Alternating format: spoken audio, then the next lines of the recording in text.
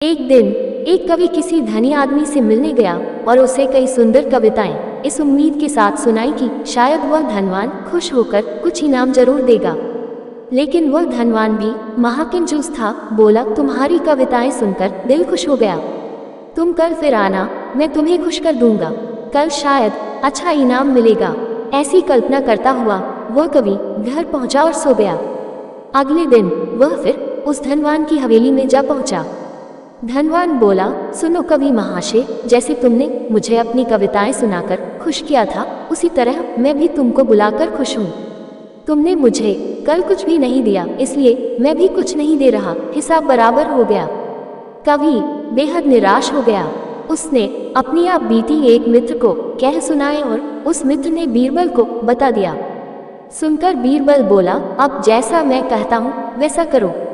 तुम उस धनवान से मित्रता करके उसे खाने पर अपने घर बुलाओ। हाँ, अपने कवि मित्र को भी बुलाना मत भूलना। मैं तो खैर वहाँ मौजूद रहूंगा ही। कुछ दिनों बाद बीरबल की योजनानुसार कवि के मित्र के घर दोपहर को भोज का कार्यक्रम तय हो गया। नियत समय पर वह धनवान भी आ पहुंचा। उस समय बीरबल, कवि और कुछ अन्य मित्र बातचीत में मशगूल थे। समय गुजरता जा रहा था, लेकिन खाने पीने का कहीं कोई नामो निशान न था।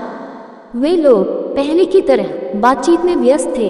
धनवान की बेचैनी बढ़ती जा रही थी। जब उससे रहा न गया तो बोल ही पड़ा, भोजन का समय तो कब का हो चुका।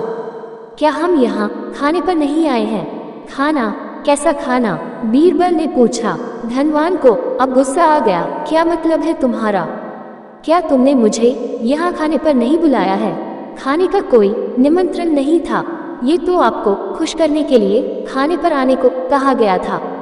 जवाब बीरबल ने दिया। धनवान का पारा 7वें आसमान पर चढ़ गया। क्रोधित स्वर में बोला, ये सब क्या है? इस तरह किसी इज्जतदार आदमी को बेइज्जत करना ठीक है क्या? तुमने मुझसे धोखा किया है। अब बीरबल हंसता हुआ बोला, यदि मैं कहूँ कि इसमें कुछ भी गलत नहीं तो तुमने इस कवि से यही कहकर धोखा किया था ना कि कल आना, सो मैंने भी कुछ ऐसा ही किया। तुम जैसे लोगों के साथ ऐसा ही व्यवहार होना चाहिए।